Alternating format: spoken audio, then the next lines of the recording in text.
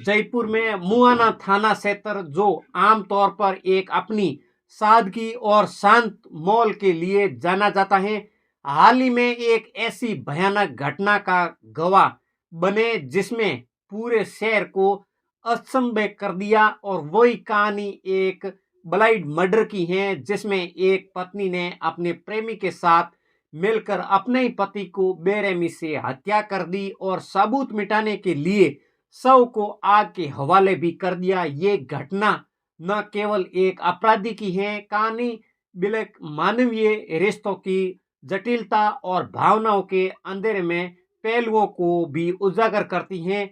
मैं हूं बाबूलाल जानी और आप देख रहे हो बाबूलाल मीडिया, और यूट्यूब चैनल पर देख रहे हो तो सब्सक्राइब जरूर कर ले, और फेसबुक पेज पर देख रहे हो तो फॉलो जरूर करें। इस कहानी की शुरुआत होती है, धन्नालाल नाम का एक व्यक्ति है और मेहनती सब्जी विक्रेता जो मुआना क्षेत्र में अपनी परिवार के साथ रहता था। वो एक साधारण और मेहनती व्यक्ति था जिसका जीवन अपने काम और परिवार के इर्द गिर्द भी घूमता था।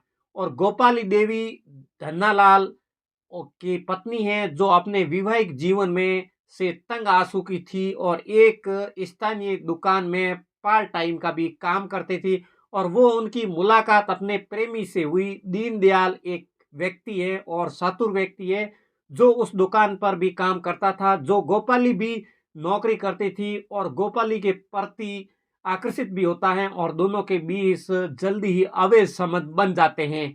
धनालाल और गोपाली की शादी को कई साल बीत चुके थे, लेकिन समय के साथ साथ उनके बीच की समझ और प्यार भी खत्म होता गया। धनालाल दिन और रात मेहनत करता था ताकि अपने परिवार का पेट पाल सके, लेकिन ये गोपाली को प्यार भी करता था और गोपाली अपने जीवन में कुछ नया और करना चाहती थी। और वो उसे दीनदयाल मिला और दीनदयाल गोपाली से उम्र में छोटा भी था, लेकिन उसका आकर्षक व्यक्तित्व और चिकनी बातों में गोपाली को अपनी ओर खींच लाई। और दोनों की मुलाकात शुरू हुई और पहले छुप छुप कर फिर धीरे धीरे खुलेआम ये संबंध जल्दी ही एक गहरे प्रेम में भी बदल गया, और दोनों एक दूसरे के साथ नया जीवन भी शुरू करने के सपने भी देखने लगे। लेकिन उनके रास्ते में एक बड़ी रुकावट थी, वो था धनालाल। गोपाली और दीनदयाल को पता था कि समाज में तलाक का कोई स्थान भी नहीं है और धनालाल कभी भी गोपाली को छोड़ने के लिए तैयार भी नहीं होगा। धनालाल को उनके संबंधों की भनक भी लग चुकी थी और उसने गोपाली से इस बारे में सवाल भी किया। इससे घर में तनाव बढ़ गया और धनालाल और दीनदयाल से मिलने की ठान ली। और गोपाली और दीनदयाल को डर था कि अगर धनालाल ने उनके संबंधों को उजागर कर दिया तो उनकी जिंदगी तबाह हो जाएगी। इसलिए उन्होंने एक खतरनाक प्लान भी बनाया और धनालाल को हमेशा के लिए रास्ते के हटाने का भी ये तारीख भी तय की। 15 मार्च 2025 का दिन था। धनालाल और गोपाली और दीनदयाल के अवैध संबंधों की पक्की खबर भी मिल चुकी थी। गुस्से और दुख से भरा हुआ और दीनदयाल की दुकान पर पहुंचा जहां गोपाली भी काम करती थी, और उसका इरादा दीनदयाल से साफ साफ बात करने का और इस मामले को खत्म करने का था। लेकिन वो नहीं जानता था कि उसकी जिंदगी का अंत उसी दिन होने वाला था। दुकान पर पहुंचते ही धनालाल और दीनदयाल के बीच तीखी बहस भी शुरू हो जाती है और धनालाल ने दीनदयाल को गोपाली से दूर रहने की भी चेतावनी दी है। गोपाली जो वहां मौजूद थी और अपने पति के खिलाफ खड़ी हो गई और बहस बढ़ती गई, और एक पल में ही दीनदयाल के ने पास पड़ी एक लोहे की पाइप उठाई और धनालाल के सिर पर जोर से मारी, और खून से लथपथ धनालाल जमीन पर गिर पड़ा। और लेकिन वो अभी तक जिंदा था और गोपाली ने दीनदयाल को रोकने के लिए नहीं कहा, उसने उसके बजाय उसे उकसाया कि वो काम पूरा करें, और दोनों ने मिलकर धनालाल का गला घोंट दिया ताकि उसकी सांस हमेशा के लिए थम जाए। यह हत्या के बाद दोनों डर गए और उन्होंने पता था कि अगर ये बात बाहर आ गई तो उनकी जिंदगी खत्म हो जाएगी। दीनदयाल ने सुझाव दिया कि वो शव को ठिकाने लगा दें। और गोपाली ने उसकी बात भी मान ली और उन्होंने धनालाल के शव को एक प्लास्टिक की थैली में पैक भी कर दिया और दीनदयाल की बाइक पर लद दिया और रात के अंधेरे में वो रिंग रोड के पास भैरूजी मंदिर के जंगल पहुंचे और वहां उनका जो शव है वो पेट्रोल की छिड़का और आग के हवाले भी कर दिया। और उनका इरादा था कि शव जल जाए और उसकी पहचान भी मिट जाए ताकि कोई सबूत ना बचे। और वो तारीख भी थी 16 मार्च 2025 की सुबह। जंगल में कुछ स्थानीय लोगों की नजर उस जले हुए शव पर पड़ी और बदबू भी आ रही थी और उनका ध्यान खींचा और उन्होंने तुरंत मुआना थाना क्षेत्र को सूचना दी और पुलिस मौके पर पहुंची और देखा कि शव बुरी तरह से जला हुआ था।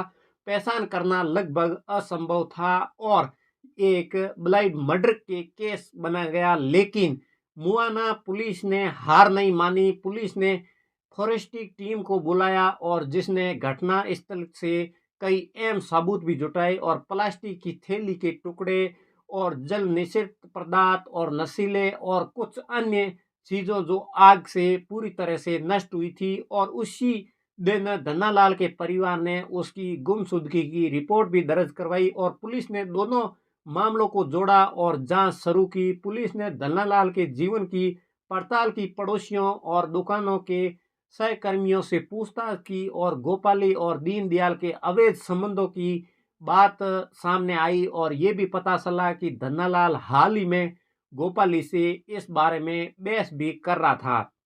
पुलिस का शक गोपाली पर गया और उसे पूछताछ के लिए हिरासत में भी लिया गया। और शुरुआत में गोपाली ने कुछ नहीं बताया और उसने कहा है कि उसे धन्नालाल के बारे में कुछ नहीं पता है।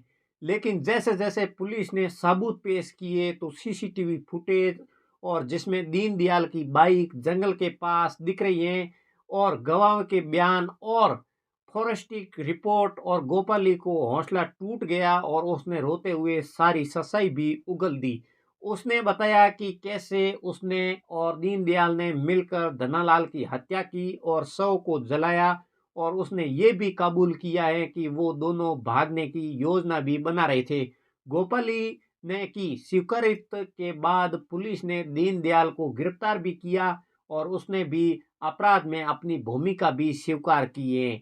पुलिस ने पाया कि हत्या का मकसद गोपाली और दीनदयाल का अवैध संबंध था और वो धनालाल को अपने रास्ते से हटाने चाहते थे। और मात्र 24 घंटे के भीतर पुलिस ने इस जटिल ब्लाइंड मर्डर केस को उलझा लिया और ये घटना मुआना क्षेत्र के लोगों के लिए एक झटके की तरह थी। और धन्नालाल को सभी एक मेहनती और ईमानदार इंसान के रूप में भी जानते थे।